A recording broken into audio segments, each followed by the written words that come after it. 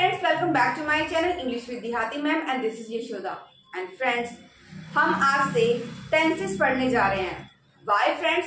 क्योंकि friends tenses spoken English का बहुत ही इंपॉर्टेंट पार्ट है और विदाउट टेंसेस आप इंग्लिश बोल ही नहीं सकते. आप एक शब्द जो बोलते हो ना, वो भी टेंस का ही पार्ट होता है. अगर आप उसको हिंदी में बोलते हो तो उसको हम काल बोलते हैं, बट अगर हम उसको इंग्लिश में बोलते हैं तो हम उसको टेंसेस बोलते हैं.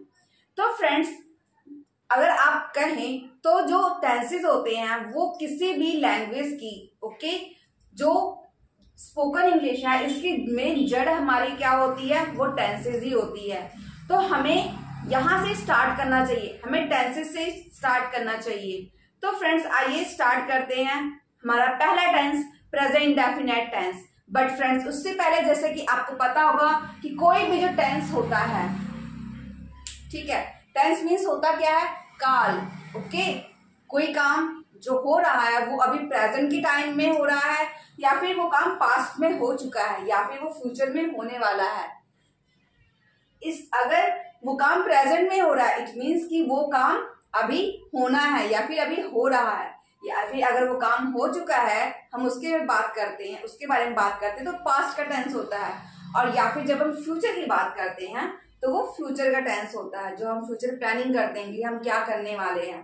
तो फ्रेंड्स इसी तरह से हमारे ये थ्री टेंसेस हो गए. और इसी के बेस पर अगर देखा जाए तो हमारे पास पूरे 12 टेंसेस होते हैं. हमारे पास एक होता है इंडेफिनिट, एक होता है कंटिन्यूस, एक होता है परफेक्ट, एक होता है परफेक्ट कंटिन्यूस.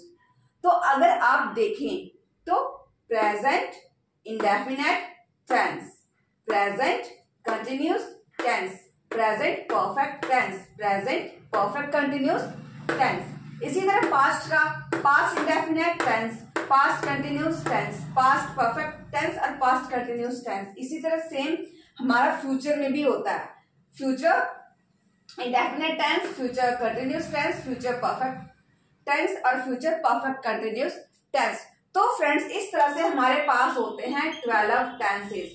और जो हमारी पूरी इंग्लिश होती है इसी के चारों ओर घूमती है. और इन्हीं टेंसेस को इन्हीं टेंसेस का यूज करके हम अपनी स्पोकन इंग्लिश की शुरुआत करते हैं और अपनी स्पोकन इंग्लिश को मजबूत करते हैं. तो आइए फ्रेंड्स इस टेंस का जो हमारा पहला पार्ट है प्रेजेंट इंडेफिनिट टेंस, आइए हम देखते हैं कि प्रेजेंट इंडेफिनिट टेंस हमें कैसे यूज करना है अपनी डेली लाइफ में और ये होते क्या हैं. So without any further delay, let's get into the video. Friends, कोई भी टेंस बोलने से पहले हमें ये पता होना चाहिए कि उसकी पहचान क्या होती है.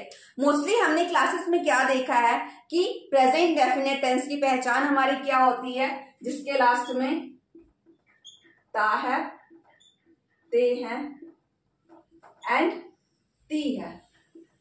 हमने क्लासेस में यही ज्यादातर पढ़ा हुआ है. बट फ्रेंड्स हमें यही तक अपने आप को लिमिट नहीं कर देना है, हमें अपने आप को, अपनी नॉलेज को और बढ़ाना है.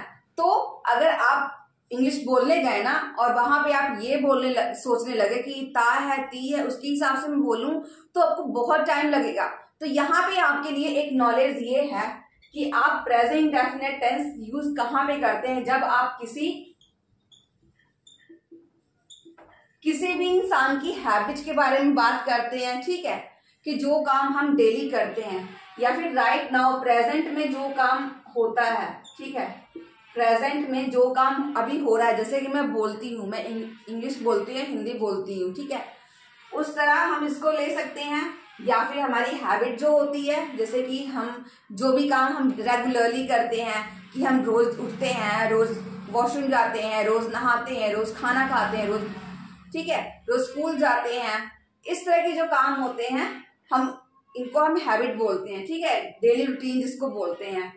नेक्स्ट हमारा फ्रेंड्स होता है जो हमारे फैक्ट होते हैं.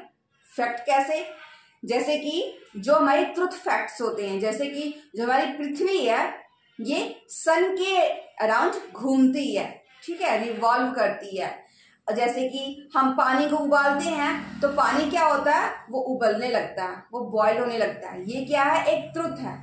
तो हम इन चीजों को प्रेजेंट करने के लिए भी हम प्रेजेंट इंडेफिनिट टेंस का यूज कर सकते हैं, ठीक है. जो ट्रूथ होते हैं, नेचुरल ट्रूथ होते हैं और जो फैक्ट्स होते हैं, ठीक है। और जैसे कि आप न्यूज में हेडलाइंस वगैरह देखोगे, ठीक है, न्यूज हेडलाइंस में मोस्टली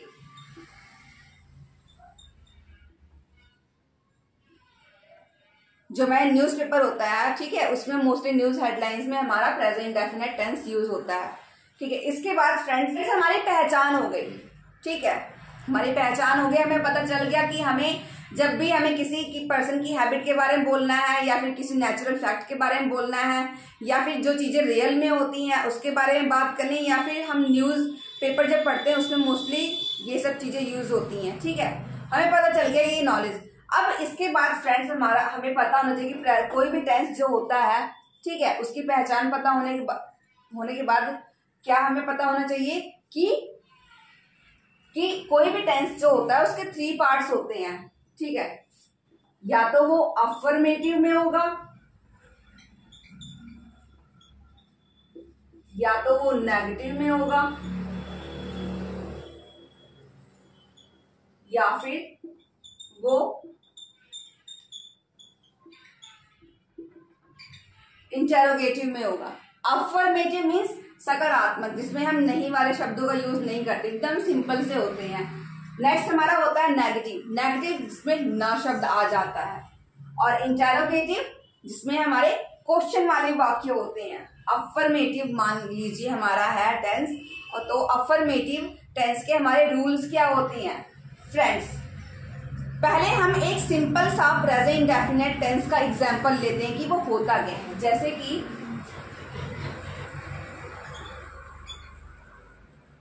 मैं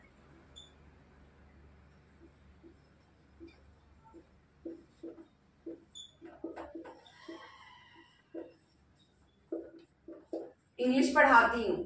फ्रेंड्स ये हमारा एक सेंटेंस है, ठीक है, इसकी हमें इंग्लिश बनानी है, ठीक है। इसका होता क्या है रूल हमारा, स्ट्रक्चर सब्जेक्ट प्लस वर्ब साथ में एस या ईएस प्लस ऑब्जेक्ट। अब फ्रेंड्स यहाँ पे सब्जेक्ट क्या है आप देख सकते हैं, मैं मीन्स आई। वर्ब क्या है, पढ़ाना, पढ़ाना means I teach. I teach, अब ये आई है तो आई के साथ एस या ईएस लगता नहीं है, ठीक है। और क्या पढ़ाती हूं, English. I study, I teach English. अगर यहां पे ही शी इट होता तो ही मीन्स वह इंग्लिश पढ़ाता है, ही टीच। यहां पे हम ईएस लगा रहे हैं फ्रेंड्स, ओके, ही टीच इंग्लिश, वह इंग्लिश पढ़ाता है। यहां पे होता अगर शी तो same, she teach English. Friends आपको अब आप यहाँ पे ये कंफ्यूजन में होंगे कि कहाँ पे एस यूज करना है और कहाँ पे मीन्स विदाउट एस या ईएस के हमें वर्ब यूज करनी है और कहाँ पे एस के साथ यूज करनी है, ठीक है। तो फ्रेंड्स अगर आपको याद हो तो मैंने आपको एक दिन ये बताया था कि आपको क्या रूल याद रखना है। सिंपल सा एक रूल था जो मैंने आपको बताया था, ही हो, शी हो, इट हो या फिर कोई भी सिंगुलर पर्सन हो, ठीक है, इसके साथ हमें यूज करना है एस। ये जो 4 चीजें हैं ना, इनके साथ हमें एस वाले हेल्पिंग वर्ब या फिर मेन वर्ब यूज करने हैं। आपको अगर याद हो, अगर वो इज एम आर में से हो तो आपको एस वाले सिलेक्ट करके यूज करने हैं, अगर डू डज में से हो तो आपको एस वाले यूज करने हैं, अगर हैज हैव हो तो वहां से भी आपको एस वाला ही सिलेक्ट करना है, मीन्स की हैज सिलेक्ट करना है। तो यहाँ पे हम डू डज में से सिलेक्ट करते हैं, तो आप देख सकते हैं ही शी इट है, ठीक है, तो इसमें हमारा क्या होगा, डज वाला होगा, ठीक है। मतलब कि हम अगर यहाँ पे हेल्पिंग वर्ब कोई लगाएंगे तो हम एस वाले लगाएंगे। इसका फ्रेंड्स आप एक रीजन और ले सकते हैं, जैसे कि हमारा ही शी इट हो गया, ये हमारा होता है सिंगुलर, ठीक है, ये हमारा होता है सिंगुलर। और हमारा जो दूसरा होता है आई वी यू दे।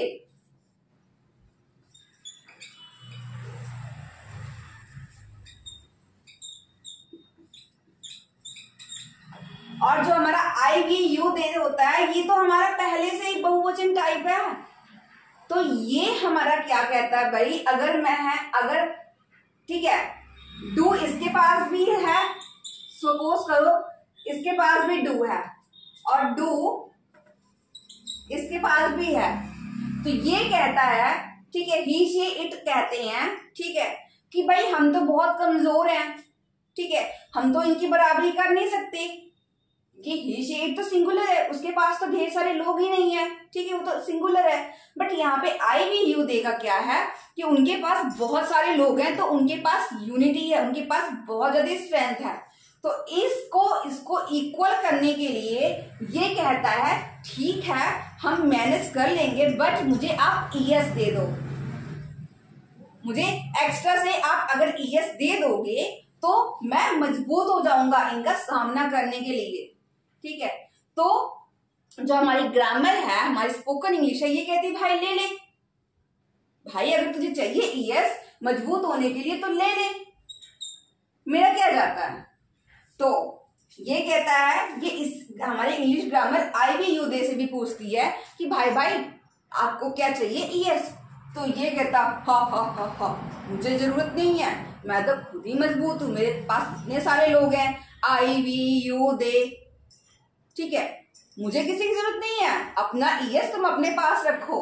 तो इसीलिए ये कहता है, ये नेग्लेक्ट कर देता है ईएस को लेने से, तो ये हमारा ओनली बचता है डू और ये हमारा हो जाता है डज। ओके, आपको ये स्टोरी याद रखनी है और अगर आप आगे से कंफ्यूज हो तो कंफ्यूज नहीं होना। अब फ्रेंड्स मोस्टली हमारी प्रॉब्लम क्या होती है, हमें ये तो पता होता है कि किसके साथ हमें डू यूज करना है और किसके साथ डज यूज करना है, बट प्रॉब्लम क्या आती है जब हम बात करते हैं तो हम बहुत ज्यादा कंफ्यूज हो जाते हैं कि कैसे यूज करें कैसे ना यूज करें।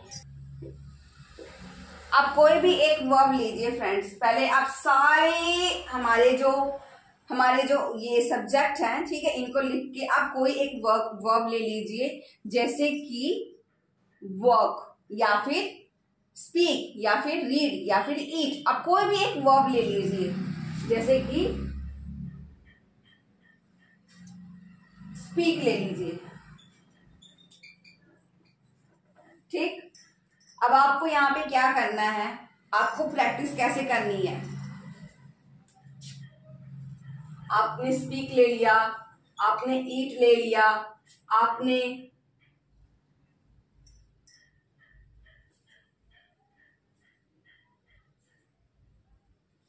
रन ले लिया, आपने ब्रश ले लिया, आपने 4 वर्ब्स ले ली, ठीक है। अगर आपको इसकी प्रैक्टिस करनी है सिंपल सी, तो मैं आपको बताती हूँ आपको कैसे प्रैक्टिस करनी है। I speak, we speak, you speak, they speak, he speaks, she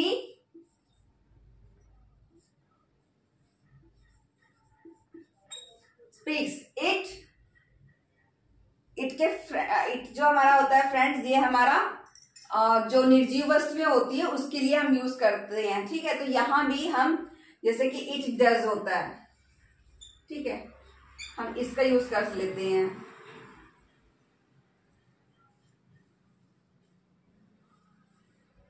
या फिर कोई हमारा नाम हो गया, ठीक है, कोई किसी का भी नाम हो गया तो वहां भी हम स्पीक्स यूज करते हैं। हमारा ईट है, I eat, we eat, you eat, they eat, he eats, she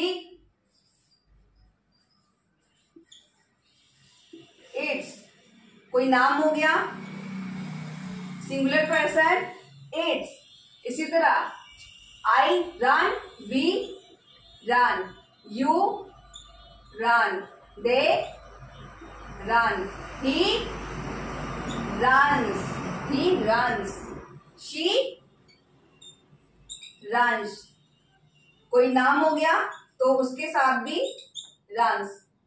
Brush, I brush, we brush, you brush, they brush, और he brushes, she brushes. कोई नाम हो गया, किसी कोई सिंगुलर बंदा हो गया तो brushes. समझ आया? ओके फ्रेंड्स, इसका फंडा यही है कि आप जितनी इसकी प्रैक्टिस करोगे उतना आपके माइंड में ये बैठ जाएगा कि हमें कैसे बोलना है. ओके, ही स्पीक्स हिंदी, वह हिंदी बोलता है. समझ आया? ही स्पीक्स हिंदी, वह हिंदी बोलता है. ये हमारा क्या है? अफर्मेटिव है. सेंटेंस हमारा अफर्मेटिव में है. ओके, अगर कोई हमें कह दे इसको नेगेटिव में करना है तो सिंपल सा आपको पता ही है क्या करना है.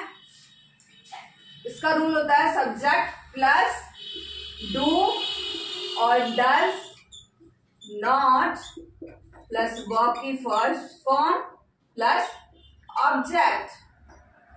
अब हमारा सब्जेक्ट क्या है? ही. अब आप ही के साथ आपको पता होगा डू लगेगा, डज लगेगा. मैंने आपको क्या बताया था कि एस वाला ओनली लगेगा, तो हमारा क्या लगेगा? डज लगेगा. He does not. वर्ब हमारा क्या है? स्पीक मीन्स बोलना. He does not speak. अब हम यहाँ पे हमने फ्रेंड्स एस क्यों नहीं लगाया? क्योंकि हमने ये पहले से ऑलरेडी यहाँ पे एस दे चुका है, तो हम 2 बार एस नहीं लगाएंगे, हमने 1 बार लगाएंगे. ओके, और ऑब्जेक्ट हमारा क्या है? क्या बोलता है? हिंदी बोलता है. ओके, कोई और दूसरा ले लेते हैं यहाँ पे सब्जेक्ट वी. अब वी के साथ फ्रेंड्स क्या लगता है? डू, क्योंकि वी बहुत सारे हैं. वी मीन्स हम, तो इसको ऐसे ही इसकी जरूरत तो नहीं है, तो हम यहाँ पे यूज करेंगे do. We do not speak Hindi. Okay, यहां पे अगर ले लिया जाए दे भी हमारा बहुत सारा है. They do not speak Hindi. ठीक, अगर इसकी जगह हम ही की जगह हम यहाँ पे हम सिंगुलर में कोई नाम ले लें, जैसे कि सीमा. अब सीमा सिंगल लड़की है, तो सिंगल लड़की है तो भाई इसके साथ तो एस लगाना पड़ेगा, क्योंकि उसने पहले कहा भैया मुझे बहुत डर लगता है समाज में जाने में, मुझे कोई ना कोई पार्टनर चाहिए. तो ये कहता है चलो भाई डज ले लो. सीमा डज नॉट स्पीक हिंदी. समझ आया फ्रेंड्स? हमने क्या सीखा कि अफर्मेटिव का रूल हमने देख लिया. सब्जेक्ट प्लस वर्ब की फर्स्ट फॉर्म प्लस एस या ईएस और ऑब्जेक्ट. ठीक है, मीन्स कि हमारा हमने जैसे कोई सेंटेंस लिया, ही रीड्स अ बुक, कि वह एक किताब पढ़ता है. ठीक है, इसका नेगेटिव में हमने इससे पहले देखा he does not read a book, वह किताब नहीं पढ़ता है. बट फ्रेंड्स, अगर हमें क्वेश्चन पूछना हो तो क्वेश्चन वाले सेंटेंसेस में हम क्या करेंगे? कैसे पूछते हैं? जैसे कि क्या वह किताब पढ़ता है? क्या वह खाना खाता है? क्या वह सुबह जल्दी उठती है? क्या वह स्कूल जाता है? क्या बस 10 बजे आती है ना? हम ऐसे क्वेश्चन पूछते हैं ना, तो हम क्या करते हैं, हमारी जो ये हेल्पिंग वर्ब होती है, ठीक है, आपको पता है कि ये हमारी हेल्पिंग वर्ब होती है, और जो वर्ब ये वाली वर्ब होती है हमारी मेन वर्ब होती है. तो हेल्पिंग वर्ब्स को हम आगे लिखते हैं. तो अभी हमारा यहाँ पे हेल्पिंग वर्ब क्या है? हमारा डज है. अब इसी का हमें इंटेरोगेटिव में बनाना है. He does not read a book या फिर ही रीड्स अ बुक, इसी का हमें इंटेरोगेटिव में बनाना है. हम कैसे बनाएंगे? हमारा हेल्पिंग वर्ब क्या है? हमारा ही है, ही हमारा क्या हो जाएगा, ही हमारा क्या हो जाएगा, ही हमारा क्या हो जाएगा, ही जो हमारा है ये हमारा सिंगुलर है, तो इसके साथ हमारा क्या लगेगा, एस वाला लगेगा। और इसीलिए हम यहाँ पे आगे सबसे पहले हम डू नहीं लिखेंगे, हम डज लिखेंगे, क्योंकि ही को लगता है डर। तो इसका डर मिटाने के लिए हमने लगा दिया डज। अब सब्जेक्ट हमारा क्या है, he. Does he read a book. वैसे ये ए होता है, मैं इसको ए नहीं पढ़ती, इसको अ पढ़ते हैं। और लास्ट में question mark, does he read a book. Okay, does he read a book. और does she swim in the river. अब यहां पे हम ले लेते हैं एक डू वाला, do I, do I run. Simple सा है, डू आई रन, क्या मैं दौड़ता हूं। Do we go to